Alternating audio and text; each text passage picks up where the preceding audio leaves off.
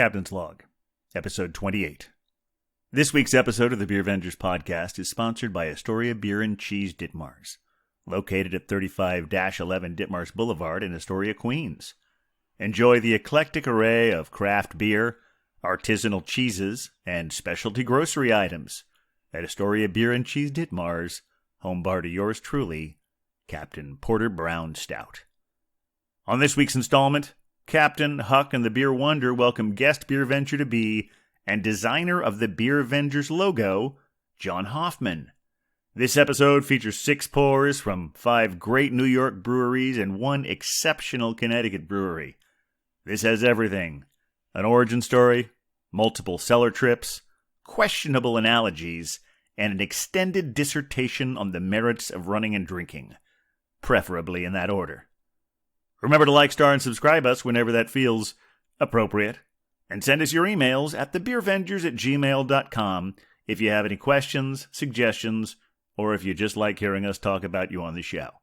And now, without further ado, please enjoy episode 28, Hoff to the Races.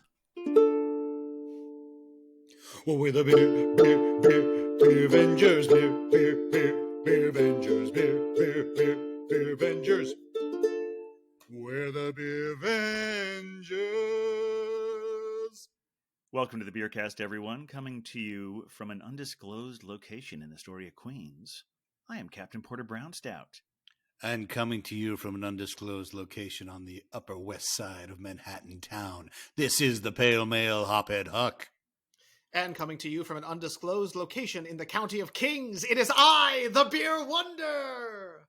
And we are the Beer Vengers. Yeah. Nice, that was good. Yeah, I think so as well. Yeah, one of the best ever. We are the Beer Vengers, everyone. Welcome once again to the Beercast, all the Beer Vengers out there, because we're all Beer Vengers, whether you're listening or in this 4 virtual rooms with us. We got a great show coming. Before we get to any of that, I want to introduce our special guest this week. He's a graphic artist. He's a director, a founding member of the Ophelia Theater Group, and the head of the film production company Hoff, and the designer of the logo you see every time you download this podcast. Please welcome John Hoffman. Woo! Hey, John. Hello. Nice Hi, to John. be here. Very good to have you here. We've got a lot coming up. Of course, we're going to learn his starting tale, original. Don't trigger it. No, I don't want it. It's on a hair trigger. Starting, beginning. Anyway, you're going to hear all about Genesis, Hoff his and Genesis. his Genesis. Yes, very good. His protagonist Genesis. Oh, I like that. there you go. There you go. And you're going to hear about our weeks in beer and things that have been going on in the world. But before we get to any of that, it really wouldn't be an episode until we get to the pours. True. Yeah, this pour time, Mhm. pouring time. Time for Hophead Huck to pour a beer into a glass. Maybe not quite time. Maybe not quite hot. There is time for someone to pour a beer, but Exactly. I mean, What the hell? Honestly, Captain, I feel very proud that you were the one who noticed it this time, because it's been almost 6 months, and I feel like I'm getting through. You've taught me well, Grasshopper. So I'm so pleased. I You do the feel honor. like it would only be polite if our newest Beer Venger joiner started us off today. That's Well, fair. our beer venture to be. Of course, he should go first. Yeah, that's no question about that. Only polite. John, what do you have So- there? Oh, today I brought a coffee cup double coffee stout. Oh, Oh, yeah. nice. Who's it by? Common Roots. Okay. That's a good one. I picked it up at Astoria Beer and Cheese. Oh yes, Astoria Beer and Cheese Ditmars at 35-11 Ditmars, our sponsor. Yeah, I like it. Funny how that works. Well, let's But see he that actually beer. paid for this beer, so Yeah, go ahead and pour that one, because we want to definitely check this guy out. Yeah, Oh, that's a good coffee stout. crack. I also have it in my, I don't know if you can see, Mm. my single cut Oh, special yeah. glass. Oh, hey, look at that. Beautiful tulip glass right there. Gorgeous. Lovely. There we go. All right. Oh, see that now that is exactly coffee and chocolate. It does look like you're basically pouring a cup of coffie right there. Mm, Oh, fellow, yeah. smell it. I can basically spell it through the audio waves. Almost no head on this beer. That is a beautiful, beautiful, Very nice beautiful beer indeed. there. Yeah. Excellent. It's so dark you can see the logo. Yeah, You really can, yeah. Look at that. Exactly. See, look at that. Just reflecting on us. Yeah. Love it. Okay, so Very, who's going to very go next? All right. Huck, you were so excited. Oh, okay. Well, actually, Yeah, I the gotta agree with Beer Wonder. I like this coffee theme because I'm very excited. Today is the day to bring out my. We're going to the Decaf Stand cellar. Ooh. I've been aging this particular stout. Also, coffee stout, the Ashlon Coffee Stout from Fox Farm, and we've been trying to get more Connecticut. Fox Farm is my favorite brewery in Connecticut, no question. Not to discount the other ones. I haven't tried most of them. So hopefully we'll do that soon. But it's the Ashlon Stout, and it's been aging in my refrigerator for 7 months. Wow. Oh, did you hear that? It's still that beer is ready. That beer is prepared. Let's take a look at this beauty. Oh, wow. That one is pouring like motor oil, super dark head. Wow. But yeah, a very subtle head just coming up on Look the. at that. It's like a Yep, thing like the still head just alive. makes itself known once it's poured. Yeah, just barely Oh, there. and the coffee aroma is just screaming out of the glass. Fantastic. All right. All right, what do you have there, Beer Wonder? Well, it is a cellar day, it seems, because we're also visiting the Wonder Cellar here. Oh, in wow. Beer Wonder's undisclosed location. Because I have also been aging a beer, very much a captain's beer. This is from a little brewery here in New York City. You might know they're called 6 Point. Mm-hmm. And this is their Righteous Ale, which is a barrel-aged rye ale. That is a rye ale that is also aged in bourbon and whiskey barrels. So it's good. Nice. I've been aging it since the new year, so it's been about 4 months or so. Not quite as long as Huck there, but either way, I'm very excited about it.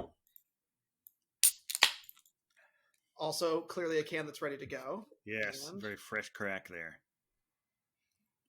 here we go. Oh, that's You nice. can see that dark amber color. Yep, really ambery, not quite as dark as your beers. I can already smell the whiskey and the bourbon right now. Like it's just pouring over me. So It's got a nice, healthy, light caramel head to it. Yeah. Yeah, it's like a reddish thing going on there. yeah, Righteous Ale. Oh, we'll have to talk more about that. Yeah. yes, it's very angry. I'm sure it has lots of feelings. Very good. All right. Well, my beer is a Sponsored pour. That's right. It's a sponsored pour from our sponsor, Astoria Beer and Cheese Ditmars at 35-11 Ditmars. I was in there last week, right before. Well, this little spoiler about what we're going to be talking about later. Before I met up with some of the other beer vendors over the weekend, and I stopped in Astoria Beer and Cheese, and Ryan gave me some really great ones. And I just, as soon as he handed me this one, I was like, "This is on the next show." This is from Westkill Brewery. They are in the Catskills. They've only been there for a few years. I'll talk about them in a little more in detail once we've got this in my glass. But this is a brown ale. It is called the Sap House. Ooh. So we know that indicates that we're going to get some maple in this. Mm-hmm. Here we are. Theoretically, it may not be. Right, we'll see. I might be the sap for saying that. Maybe. This one is It's a brown. It's definitely a brown. It feels kind of cloudy to me, which is kind of interesting. I guess that's where that like mapley, that sugar is going to show up. Just as it's that's pouring. a pretty one. It's really beautiful head. Good head retention nice, as well. Nice healthy head there. Yeah, nice little caramel color to it. And also great do that can whole art. thing. Just Yeah, A+ it is can art. really nice. All right. Well, since we all have full glasses, yes. Oh yeah, let's do this all together now. Very good. And gentlemen, yes. Cheers. Cheers. Cheers indeed. Yeah. Kampai.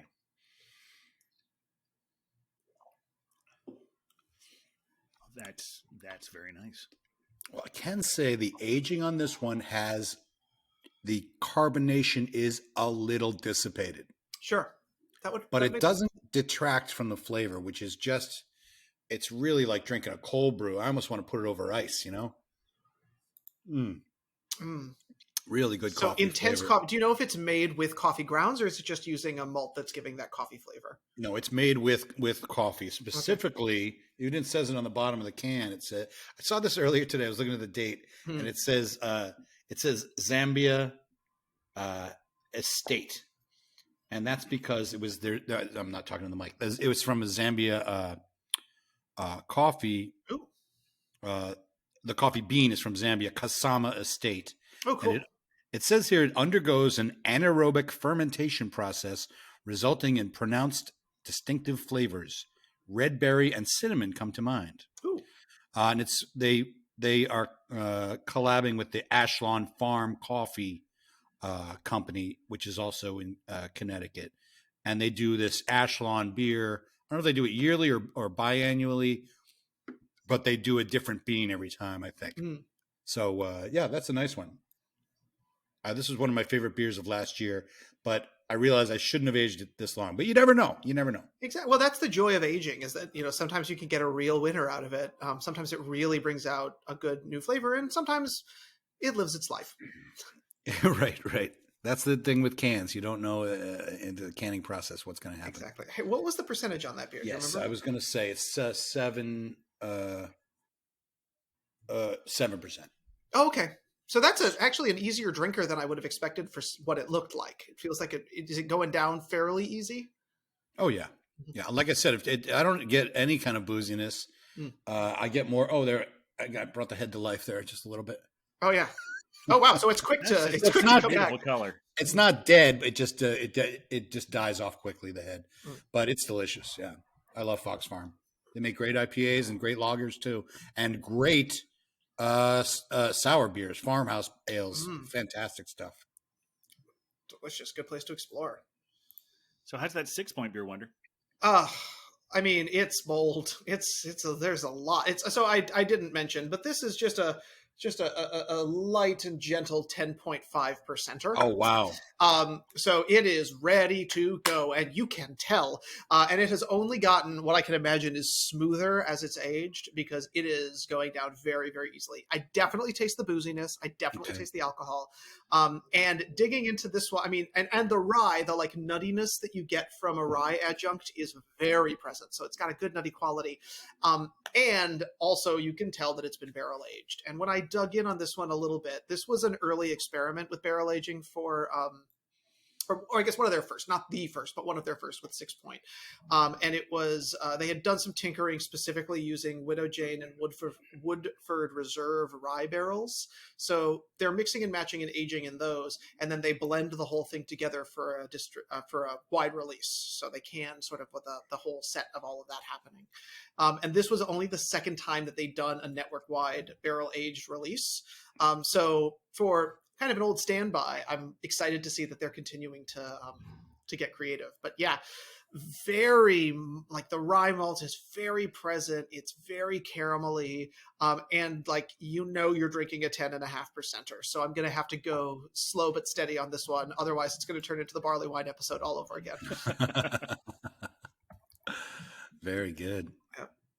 I'm curious about our guest, Hoff. What is how's your beer? Well, it's absolutely delicious. What I'm reading is it's actually made with cold brew coffee. Nice. It's very strong. It's 9%. Okay. Oh, wow. With, I guess, chocolate and caramel notes from the malt, I suppose. So very delicious. It's made with cold brew. Does it taste like a cup of coffee? Like, do you get it intensely? Okay. Like you could add milk to it and sugar and maybe drink it in the morning and maybe be drunk all day kind of thing? Yeah, pretty much. I could just not use Bailey's and make myself an Irish coffee with this. It's a much more direct route, it feels like. Absolutely. Yeah, I think so. Love it. Love it. Yeah, I like Common Roots. They're kind of a little bit underrated in the area. Yeah. Can you remind us where they're from again? They're local, yeah? It's New York. Yeah, they're New York. I was trying to find more information on them. I really like coffee stouts. It's the only one I could find actually at ABC when I went there. But yeah, they're from New York. From I guess Saratoga. Okay, so a little ways upstate. Yeah, so they're still part of that New York scene, which is great. Always good to support our local New York City breweries.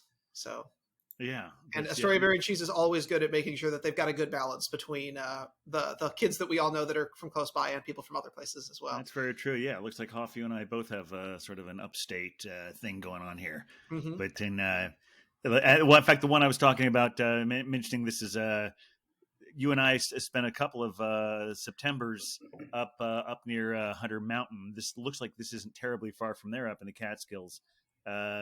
It's I read about them for the first time today because I hadn't really heard about this brewery.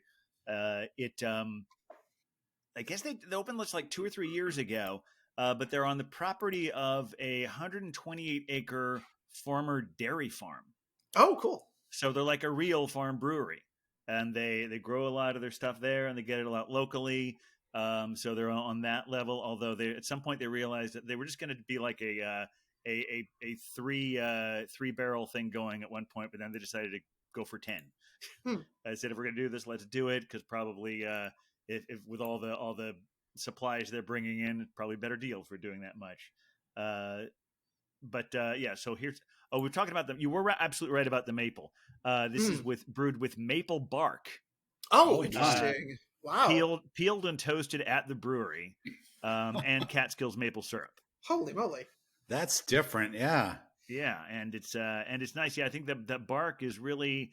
I'm not really getting much of the overall sweetness, but it's a nice beer. I think it's like something like a 5.8%er here. Let me see if I can find that. That's interesting because I've been reading a lot about ancient beers or pre Klein Heitzgebot beers, and there's a lot of different ingredients people would use, including tree bark.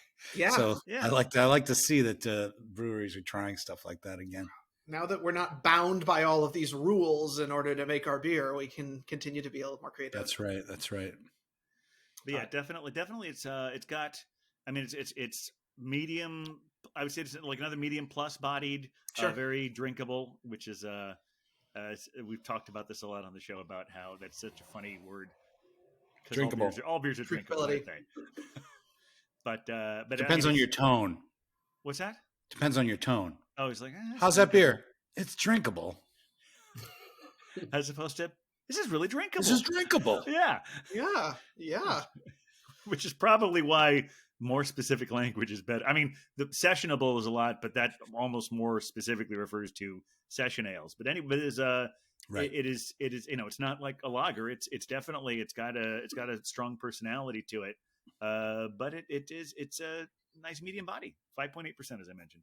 Oh, wow. Good. I'm glad to see we're getting more brown ales in the story. That's 2 weeks in a row now with a brown. It certainly is. Yeah. In fact, that's one of the reasons when you had mentioned that last week that we hadn't gotten enough browns. I wasn't honoring as much of my name as I should. We're covering browns. We're getting more Connecticut going. This is fantastic. It's a good time to be a beer avenger, as always.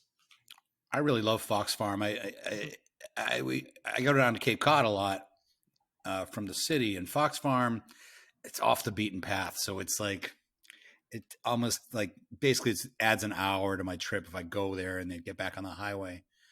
And it's like, oh, but I want to go every time, but it's already a 5-hour drive. So we don't often do it, but a couple times we can. And then it's hard to find them outside of the brewery. Yeah. They have sent some kegs down to New York City in the past, but this past year I haven't seen any cans in New York, and so yeah, it's good to get them when I can. One of my faves.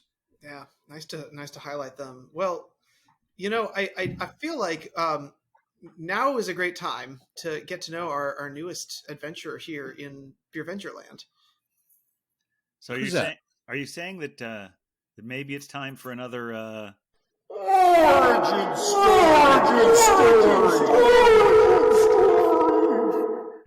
We haven't had an origin story in a couple weeks. It's been just a moment, and honestly, that just makes me so happy because we are Legion, and it is always great to meet another of our Beer Avenger wanderers. Yes, it absolutely is. Now, as we have mentioned already that Hoff designed this wonderful logo for us. that several of us are now wearing on T-shirts. Yeah, I noticed all of us were so coordinated today. And if you look on our Instagram feed, you might see some of those. Yeah, it turned out really beautifully because he created this great, high quality, very dense thing. So even it looks good on your phone. It looks good on our chests. So thank you for that. That was actually the last step for us actually being able to release this thing out into the world. We needed a good logo, and Hoff stepped up there. And before we get really deep into your own personal story, I'd like to talk the story about how we initially met, because even though we really got to know each other better doing theater together, first place we met was at a bar. Oh, nice. Oh, perfect. Yeah, there was a karaoke bar that over on Ditmars Boulevard that used to hang out in that had Monday night karaoke's. And a lot of the Ophelia Theater Group crowd hung out there. And that's where Hoff and I first met. So sort of speaking to the whole, how everything it always goes back to drinking, doesn't it? Is that Stiniamas? Yes. Yeah. Originally Stiniamas, eventually known as the Boulevard. And now it's called the Ditty. They still do karaoke? I don't think so. Or do they? No. Well, No, probably they do not right not. now, for sure. Oh, Man, no we one's had doing karaoke right now. We had some crazy times there. We Mhm. certainly did. Oh man. Um, I'll get into that later, but I want to hear what the Hoff has to say. Mm-hmm. But yeah, we were all hanging out there doing karaoke and got to know each other, and eventually got involved in the theater company, the Ophelia Theater Group. But that's more of our personal origin story. I want to hear more about Hoff's individual origin story. Do you remember your first experiences, your earliest experience with beer? I can't say I'm too proud about my earliest experiences with beer. That's a running theme. Yeah, It definitely is. Yes. And I think that definitely changed once I moved to New York. But my first beers were basically just Heinekens and Coronas. Okay. Believe it or Just not, what everyone was drinking. that's a lot higher quality than the beer some of us started with. Yes, Yeah, for correct. sure. I remember when I started drinking, Heineken was like special occasion. Yeah. It was like, wow, I actually got some Heineken rather than whatever's the shittiest thing I can afford. But then when I moved to New York, I actually had my first Guinness ever, which was really cool. I had it at O'Hanlon's. Now moved to New York from. Oh, from California. Yeah, Oh, wow. I'm originally from Southern California. Oh, okay. Which is where actually most of the people in our theater company are from as well. That's We right. sort of moved out here. Right, because you all like met in junior high or something, right? Yeah. Actually, most of us met in high school. Some of us have known each other for a little longer than that too. Now, perhaps I missed this. What year did you come to New York City? December 2009. 2009. Okay, awesome. Yeah, it's been a long time. Yeah. Yeah, and then I had I moved on to basically just drinking whatever I was. My drinking habits were basically whoever I was in company with. So like, my friends in the theater company, which were my closest friends, so we would actually meet weekly at Sparrow, and they always had special for Yingling. So I drank a lot of Yingling for a period of time, and then I eventually just sort of landed on liking stouts and porters. And I remember my first favorite one was probably, and I couldn't find it anywhere to pick up locally. Not that it's hard to find or anything, but it's Founder's Breakfast Stout. Yeah, that was an early one of mine too. And yeah, which I guess leads me to today. Just kind of leaning a little bit more towards stouts, and today the Common Roots Coffee Cup, which is really delicious. Yeah, I've had that one before. It's been a little while, so you're making me think I should have picked up some of that when I was there last weekend. So here's something I find curious about the whole beer journey. Do you still drink Guinness? Oh, Occasionally, if I'm at an Irish bar. How does it taste to you compared to the first time you had it? I don't know. that's Yeah. a tough question. It's definitely not as magical. I remember when I first had Guinness, it was kind of like it was the first time that I realized beer could not just taste like like like Heineken, like not without being rude. Yeah, it's hard to You believe know. that Guinness and Heineken are the same beverage. Yeah, they're different. Mm-hmm. And we've talked a lot about how that the spectrum of what beers are have gotten to the point where some things are like, is this a beer? I'll still drink a Heineken. I like a Heineken yeah, me too. periodically. Yeah. On draft. I like it on draft. Yes, not out of the green bottle. Ugh. It's going to be skunked if you get that one. Yeah. But I like a Guinness too. They're really great when you go to Ireland. Mhm. Yes, We've talked about that better in before. Ireland than here. Yeah. I've heard that. Well, although, I mean, while it is different in Ireland, I still understand. We do have finally, we do have a Guinness factory here or brewery, I should say, here in the United States. There's one just outside of Baltimore, which is exciting.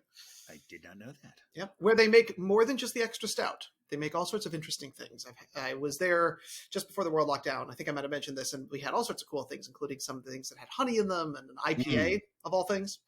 So, yeah, they're branching out the Guinness company. Yeah, and they're big. I mean, they're big. Yeah, I guess Hoff, what I was talking about was like, for me, Guinness I've always enjoyed, but I found that the more I've tasted other things, I feel like my palate has shifted a little bit. That like just by teaching my palate to appreciate different things, it's gotten a little more sophisticated. So a Guinness, while still tasting good, tastes a lot simpler to me than the first time I tried it. Yeah. Yeah, I as much as Guinness holds a special place for me, I definitely shift a little bit more towards any other stout or darker beers, especially if they have really interesting flavors I want to try. I'm always looking for new things. Absolutely. I know that that glass you have from Single Cut, that's the Heavy Boots of Lead there, right? Oh, that's a good Yes, it beer. is. mm-hmm. Oh, there you go. It's a pretty magical one, yeah. Yeah, that was from the thing they did with a package with their the one I had on New Year's Eve. Yeah, the aged Heavy Boots of Lead. That's a crazy beer because it doesn't taste as strong as it is. That's true. It's just like, it's just flavorful. It's like 10%. blessing and a curse on that one right there. So there's a lot of flavorings that go into sort of our darker beers, right? I've got a kind of bourbon whiskey situation going on. I know there's a lot of coffee. Is there a way that you tend to gravitate, Hoff, sort of in terms of additional flavorings that are going to be in your darker beers? Do you go for the coffee, the chocolate, the nuttiness? Usually more chocolate, more coffee. Mm-hmm. If it has chocolate in it, especially if it's leaning towards like a bitter chocolate, I really like dark chocolate. So anything that kind of is in that sort of area usually just rings my bell. Speaking of the captain's language, very much right there. Which very much so, yeah. Now, I was just thinking about how talking of Single Cut, this is if we want to like give people a little bit of a peek behind the curtain as to how the logo was created. Yeah, I want to hear about the logo. Yeah. Because the logo is actually, the base of it is a Single Cut growler. Hey, look at that. Did you use the Single Cut growler in the logo? Is that right? I sure did. Yeah, okay. It's a. Oh, look at that. It's a photograph I took actually on the very table I'm actually doing this podcast on. Oh, how cool. Yeah. And I just sort of did a little bit of photo manipulation and then added some text. Put a little light behind the bottle. Yeah, it's a great photo. Now the captain showed us a couple of different options, and we landed on the one. I like the way that the podcast is in parentheses, like almost like it's an afterthought. Just in case you needed to know what we are. It's a podcast. Now, these shirts have been worn out in public, and one thing that we do get a lot of comments on, besides it being eye-catching and people loving the design, is the lettering, the like Beer Avengers lettering. People are always curious about that. So can you tell us a little bit more about what that is and sort of what you were thinking about when you kind of did this idea of block letters for us? Sure. Yeah, absolutely. Well, Beer Avengers, I automatically go to something very comic booky, something very postery that kind of like splashes out at you. And I did a lot of searching through a lot of block lettering, through typefaces, and I forget the name of the one that we ended up using on it. But once we'd sort of once the captain and I had sort of like hammered down sort of like the ballpark of what it should look like, I just kind of did some basic gradients to make it pop out a little bit more and make it look a little bit more like it came out of a comic book. Nice. Yeah. Well, we definitely got a lot of compliments the other day when we went out in public wearing your logo. That's awesome. People That's at other tables in the restaurant were like, who are those people? How do we hang out with them, as they should be asking? Exactly. Somebody so had cool. Now, did you have it based on any? Was there anything in your mind about any kind of breakfast food restaurants when you made the logo? Not exactly. Well, Because we did meet one bartender last week who said, "Is it supposed to look like the Waffle House?" Waffle House. Well, but you're from California and living up here. Waffle House is more do of they a not have those southern there? place. I don't think so. I don't No, think Waffle no. House is in No. California. I've No, only ever no. been there in like the Well, they're Carolinas, definitely Alabama. Midwest. Yes, and Upper Oh. Midwest, lower Midwest. I associate them with the South, but You know, I've never seen a Waffle House before. Well, they definitely exist. You go, yeah. I feel like it's a very slant connection. I mean, I have eaten at a few Waffle Houses in my day, and it's not exact the same, but I get the like letters inside squares kind of thing. Oh, that's interesting. Yeah. I mean, these are a little more like the Waffle I'm looking at right now. Yeah. you see it. They're a little bit more like Scrabble letters, but they're yellow instead of brown. My wife and I, we were in Phoenix a few years ago, and the place we were staying was right next to a Waffle House. And I hadn't gone to Waffle House in years. When I did a tour in Georgia, we went all the time, and I really liked it. I liked the hash browns and stuff. It's a cool, fun breakfast. So I'm like, cider girl, we got to go. And so we went, and it was the most disgusting place. It was awful. There was like a film on the floor. Oh god. Like this greasy film all on the floor. And we sat in a booth where you could see behind the counter. And that was just like, and then the eggs were runny, and it was then the hash browns were, you could see the grease dripping onto it was awful. I think at the same time, I don't mind dissing Waffle House. I really don't. No, yeah. We feel about them the same. Well, we might like Staten Island a little better. I'm not sure. We'll get Staten to that Island. as well. Oh right, Waffle Houses on Staten Island. guys. Let's not upset them. We forgot about them as a borough last week. Yes. I thought I told you guys, don't mess with the island, huh? But no, I remember when I was on a tour the same time you were on that tour, and it seemed like every hotel we stayed at was right off the interstate, next to an Amico, a Burger King, and a Waffle House. Yeah. Yep. And the other thing that Waffle House always reminds me of is there's a great Bill Hicks routine. The unfortunately the late comic from Texas, Right. where he would talk about an encounter he had with a Waffle House waitress who wondered why he was reading while he was having his waffles. Anyone who's listening to this, I'm not gonna repeat the whole routine, but it's worth looking for it. And the big catchphrase is what she asked him is, "What are you reading for?" What are you reading for? Not what are you reading. What are you reading for? That ain't the Bible. Looks like we got ourselves a reader here. But yeah, that's the Waffle House.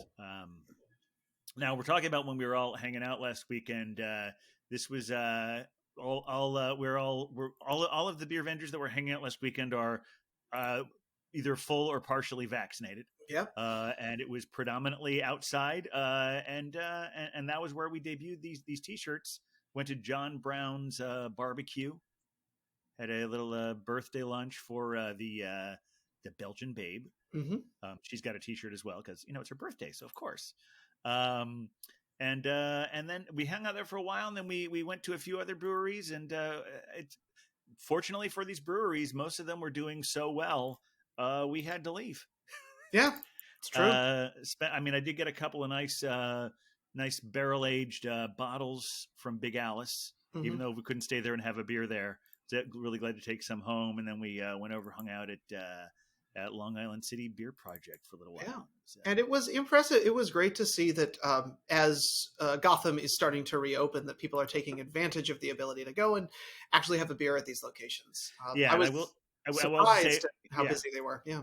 And to piggyback on that a little bit, John Brown, their stuff is, I mean, their new location, I would say, is the former location of Mothership Meat, which they also owned, and they've rebranded Mothership Meat as the new John Brown, and they've got this big, giant outdoor backyard where it's very easy to be able to keep your distance from each other. Oh yeah, that's great. Could not recommend that place more. Yeah, indeed. Well, I'm ready to crack another brew. Eh? What? Second pour. Wow. Very exciting. I'm gonna come back to New York. You know me. I'm crispy chips, and I like to have my lagers. Yes, you do. I've got a lovely lager from my favorite New York brewery, Grimm Brewing. This is called. I'm trying to get it in the right. Yeah, there we go. Grimm.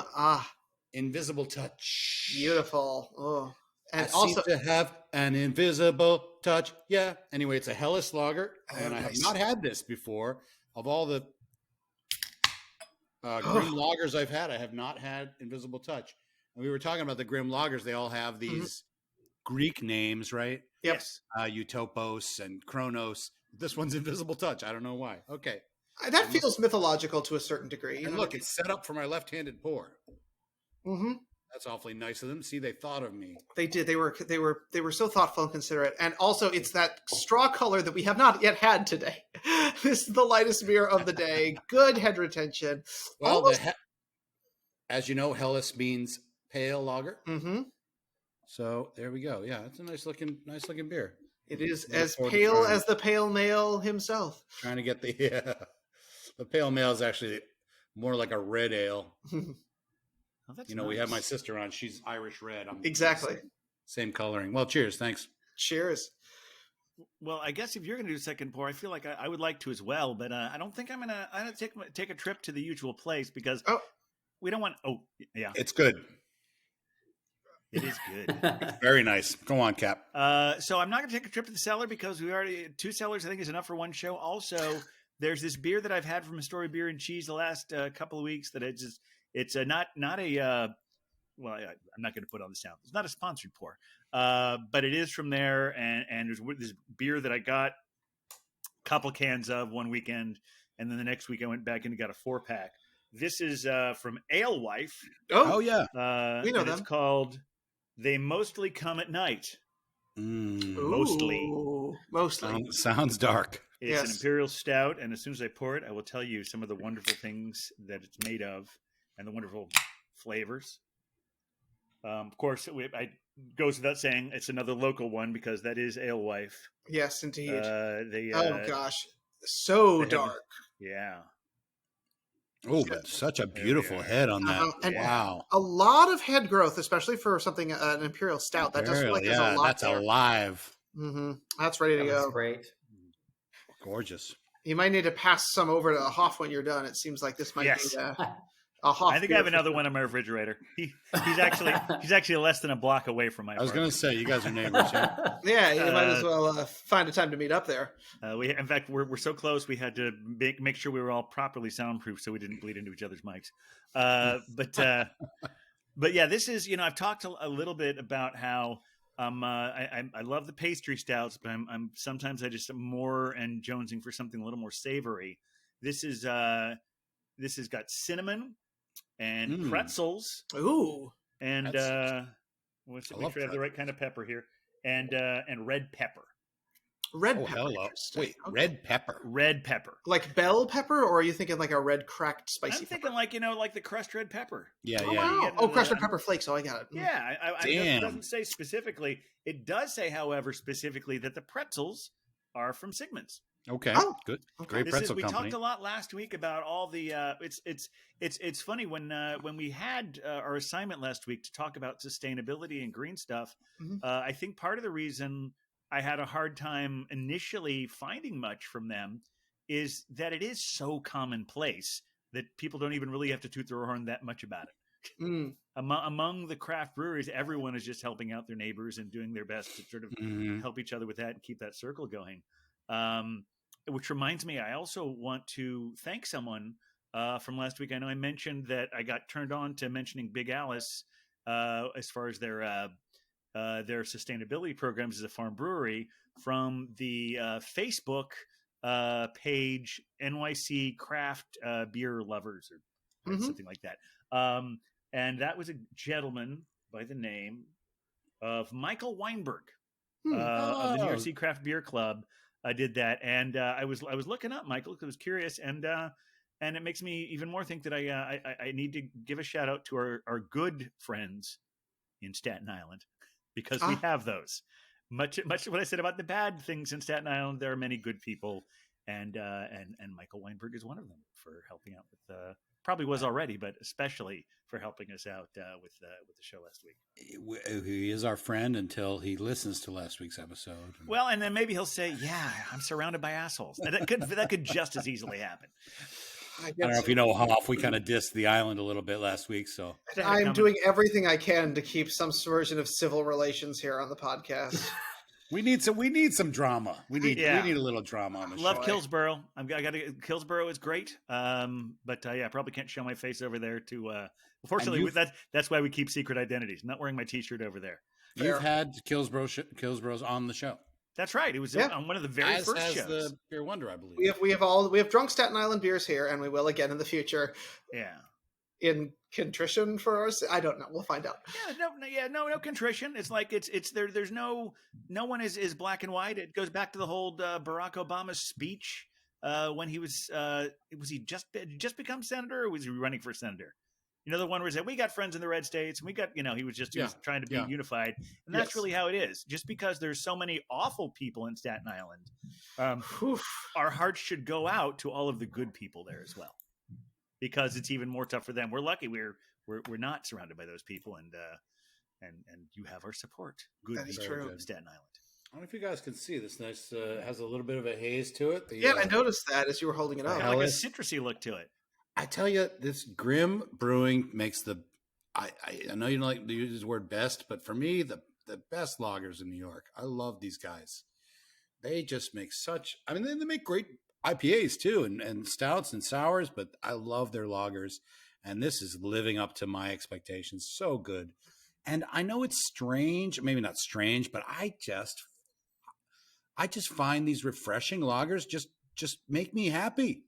They make me happy. Like, this is like, oh, hell yeah. It's that quaffability is part of it, where it's refreshing and it's easy to drink, drinkability. Yes, drinkability. There it is again. Damn, I love this. This is great. I'm real happy about it. Yeah, no, best is it is a subjective thing. Mm-hmm. That's the only reason I prefer the word favorite to best, but I know what you're saying. They are certainly my favorite New York brewery right now. That could obviously shift at any moment. That black lager that you gave me from them was fantastic. Yeah, they're great. They're great. They should send us some beers. I talk about them so much. Well, yeah, a lot of people should. No right? Kidding. Yeah, I mean that's something we've talked about before. Is like we give a lot. That's why I specifically mention as often as I can that A Story of Beer and Cheese is our official sponsor that we actually like very, very much. And they're the only ones who are. And we were talking about them before. They were giving us free beer. But we've never been shy at all about mentioning by name all the businesses that we love. I'm pretty happy about. So I know that we haven't. I do have a few hookups. Okay. Oh dear. All right. From last week, and they're not so much mistakes; it's more clarifications. And we didn't say anything wrong. I don't think it's just more like we left questions in the air. Sure. I don't want to take up all our time if somebody else has something else they want to get to. Well, the hookups are always. We got nothing but time, man. Well, one thing that I know you told me that there was a company you were referencing last week, Rise Products, Beer Wonder. Yes, I want to make sure that we are clear on these guys because I want they're I apparently last week I called them Rise Project, Right. and I do want to make sure that we're calling them Rise Product because that's the work that they're doing. So Although if people find a link to Rise Project, I think that's Well, there's some a human rights thing. So yeah, they're doing some really great things, but they don't want really people bothering them about spent grain flour. exactly, let them do the good work and go to Rice products for the spent grain flour. exactly to get your brownie mix because Yeah. it's pretty exceptional. last week we were talking a little bit about the caffeine. It's interesting. We're having coffee beers this week. Hoff has got one there. Are you feeling the caffeine buzz from that beer? A little bit, a little bit. You know, Okay. one of my favorite things to do, and this is probably kind of silly, before I drink a beer that I really like, it's actually I go for a very long run. I used to do it a lot more often, and actually I did do it today, which is why I was almost late. I ran for just a quick 3 miles, and I noticed that right after I run, beer, food, even water tastes so much better. This thing is delicious. It's Oh, okay. Well, and very good. there is science to back that up because beer does offer you electrolytes that helps to rehydrate you. Now, a 9% beer is maybe not the best choice, but many athletes and people in Germany will, after they do long runs, will drink a beer to help bring themselves back. Yeah, So, and that's Wow. give yourself a reward too. Yeah. well, there's that as well. So One should always be rewarded. caffeine in beer is not very well regulated. It's not something that breweries keep track of. Most of them don't. I was reading an article about it. One that did was Harpoon's Duncan's Coffee Porter. Oh yeah, And they say that for a 12-ounce beer, there's about 2.7 milligrams of caffeine, Okay. tracks. which is not a lot. And generally, it just varies depending on how you do the coffee. Like the ones I have today, and possibly Hoff's beer, where it's brewed with cold brew is added to it. That's where the caffeine factor might add up. But basically, if you get a 6-pack of coffee beer, that's going to be equal to a cup of coffee as far as Interesting. caffeine. And if you drink a whole sixer, you'll probably be lying down anyway, and You might want the alcohol would win out. So You're not exactly drinking Four Loko there. yeah, and I think that's. But you could be. But you could be, Captain. You could be. Is it legal somewhere? No. Okay. Now we talked about state fairs last week, We did. and I made the statement that Minnesota is kind of the standard for state fairs. And it's essentially correct. There are other. That's again we're going to the best thing. USA Today did a poll of the best state fairs, and Minnesota was declared was the winner of that poll. And USA Today is the authoritative source on state fairs. Let's be clear. But almost every list I looked at about 10 or 12 different lists, and not everyone said Minnesota was number one, but most of them said Minnesota was number one. Very good. New York is the oldest state fair. Oh, dating back to 1843, whereas Minnesota's 1859, so not a big difference. And the biggest is Texas. well, that does make sense. State fair, but Minnesota is only slightly smaller. Yeah. So again, there you go. That's the state fair thing. Also, the Minnesota State Fairgrounds is one of the newest federally run vaccine sites in the country. So, okay, doing its part as well. Glad to see that. very nice, very nice. Now, So again, it's subjective.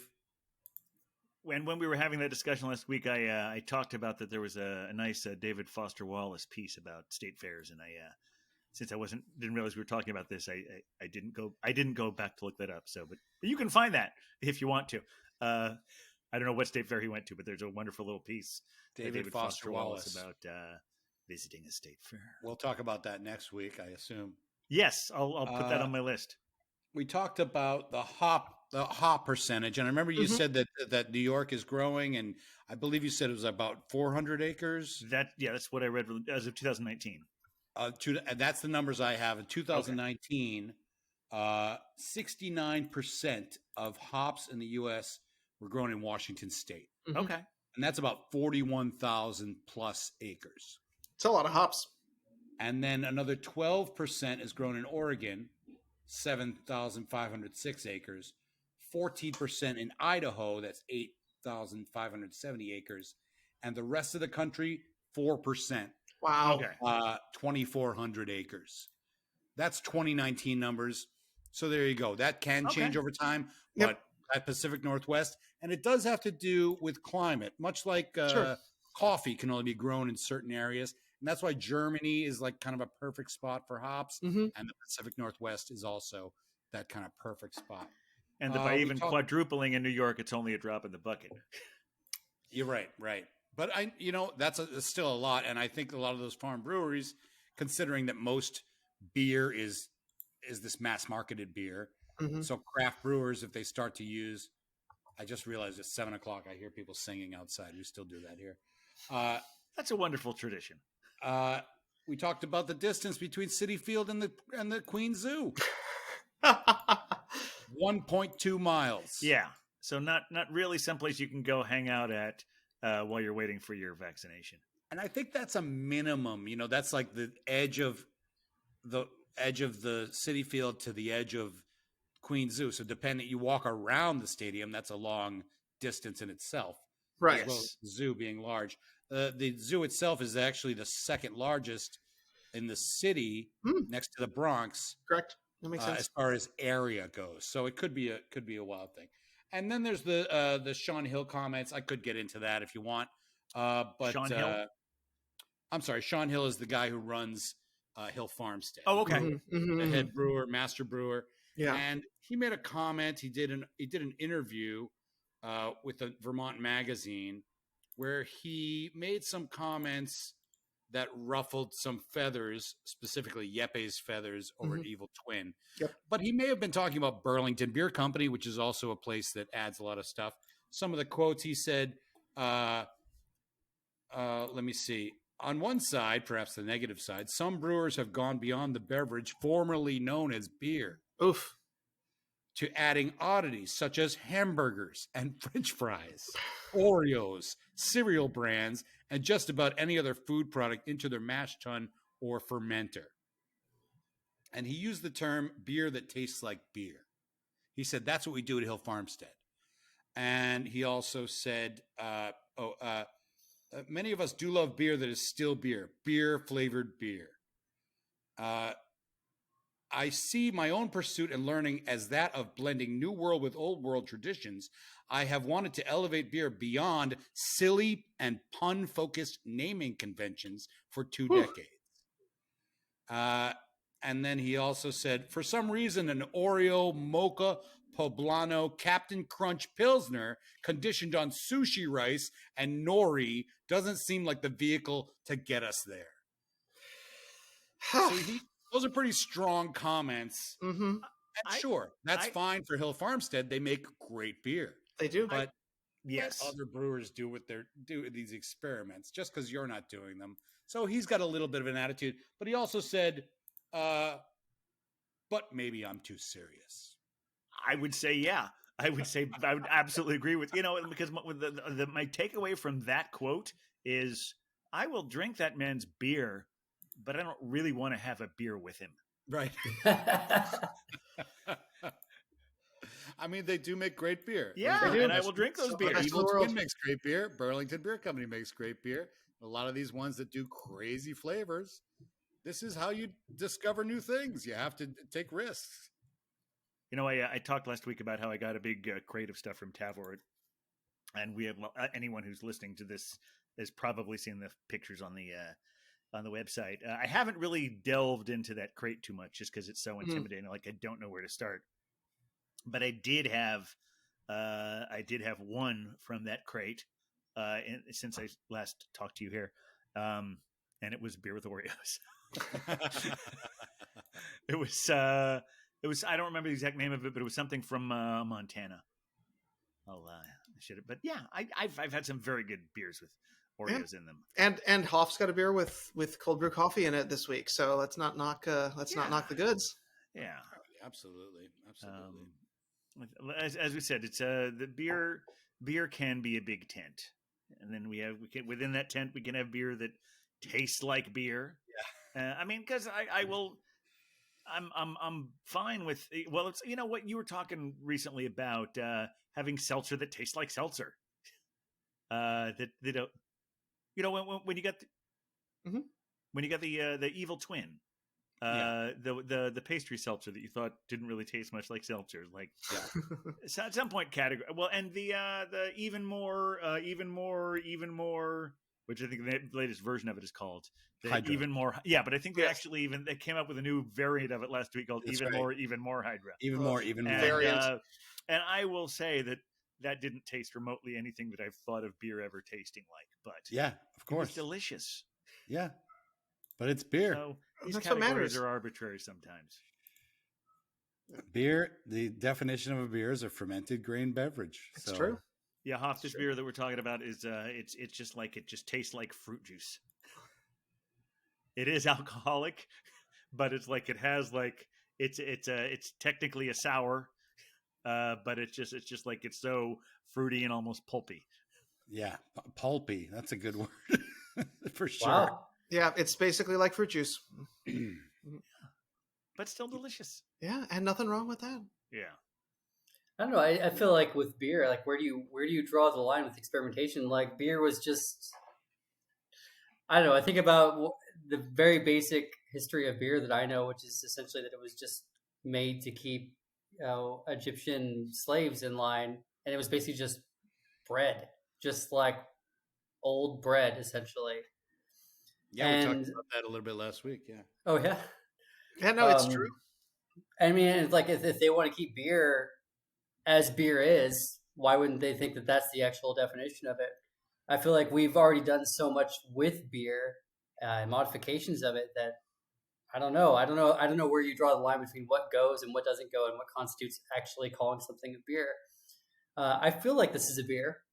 Yeah. It tastes like a beer to me. Yeah. But I don't know. Absolutely. I think the definition of what is beer is expanding in the same way that gender is. There you go. That's a good comparison. Is it? I think it's a little bit. I think there are many more definitions, and I think the intolerance that we're speaking of. I'm not saying that the Hill Farmstead guy is. I'm not putting him in some sort of transphobic thing.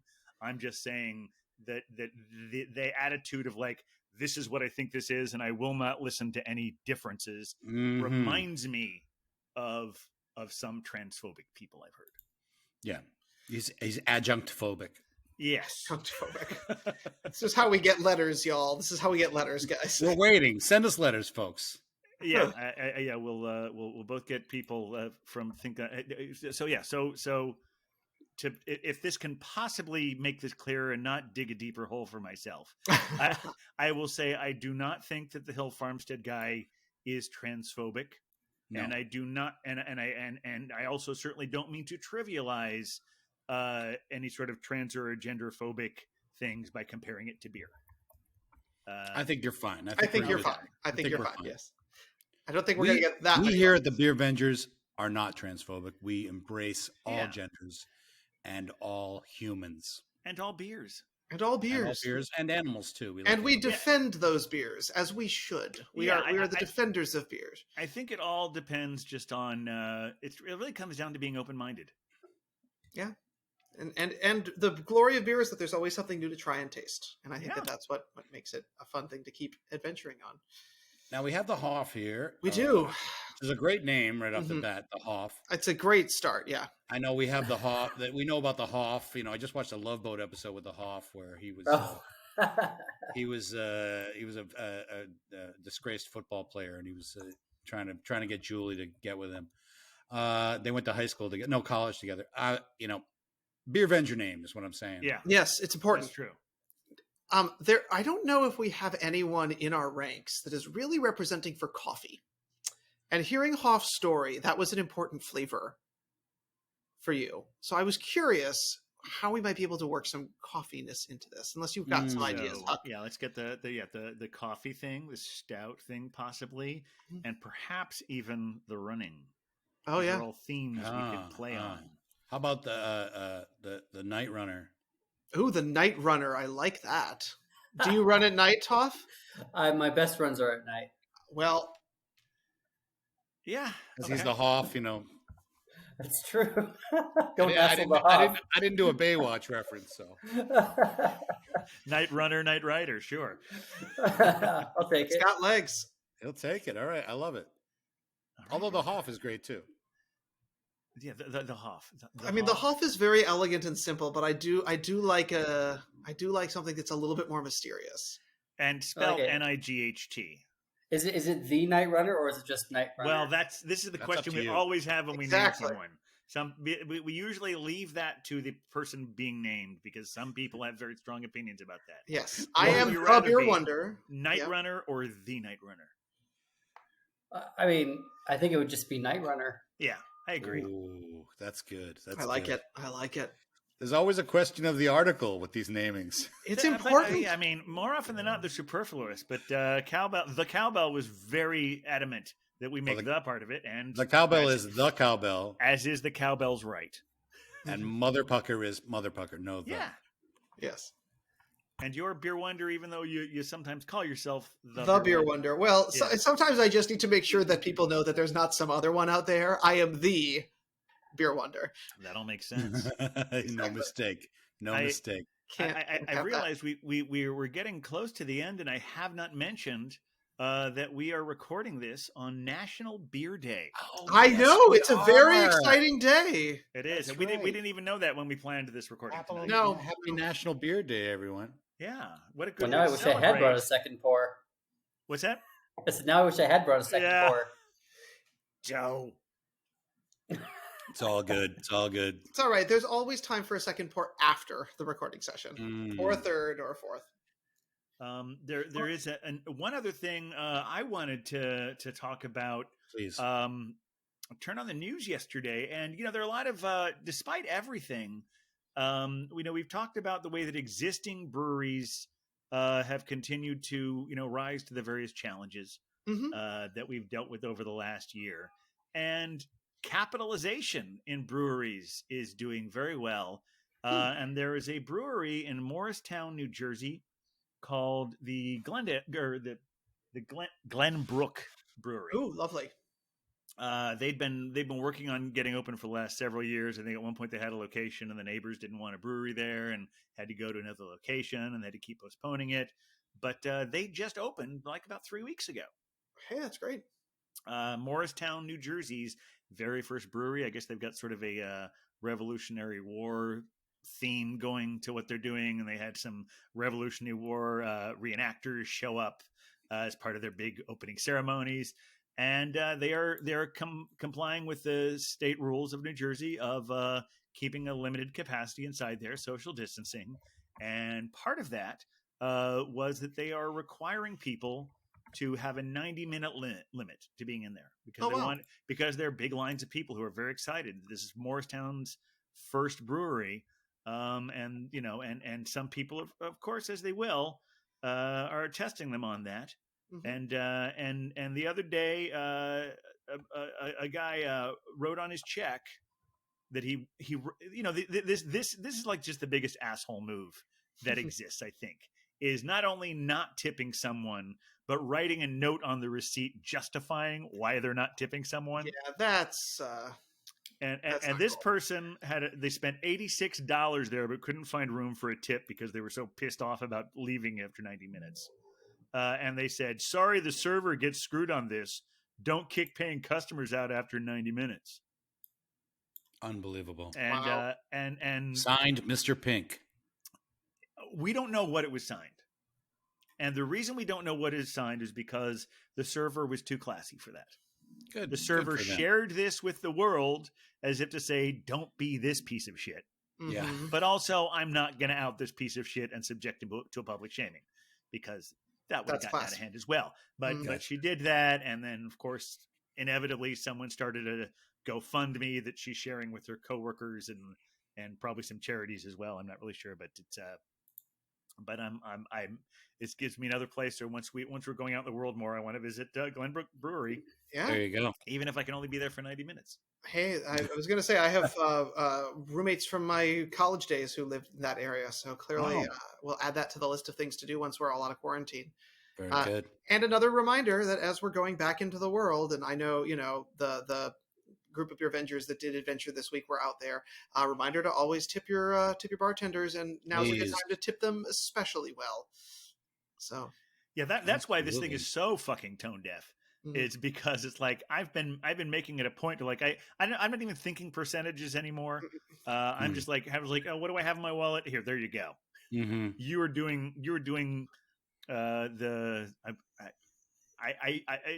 whatever. Go ahead. Whatever, You could say it. I was gonna say the Lord's work, but I'm not. I mean, they That's kind of not really are on though. brand for my personal belief system. But whatever the secular version of the Lord's work is, The Lord would like you to drink, Captain. The Lord And wants you to tip. drink and tip. Well, Most I would, importantly, yes, absolutely. Or yeah, just whether it's the Lord, whoever's telling you, listen to the voices telling you, tip generously.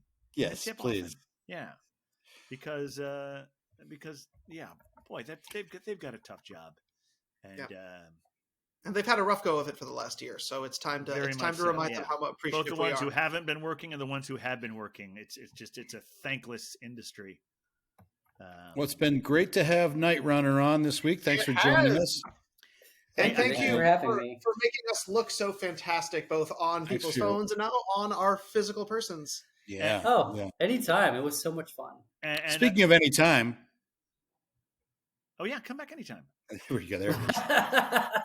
I also want to take 1 second to plug the wonderful things. You've seen the wonderful artwork that Night Runner is capable of, but he also has several places where you can see his short films. One of which my roommate is in. Oh, I see. Yes, go back a few episodes, you'll find out what that means.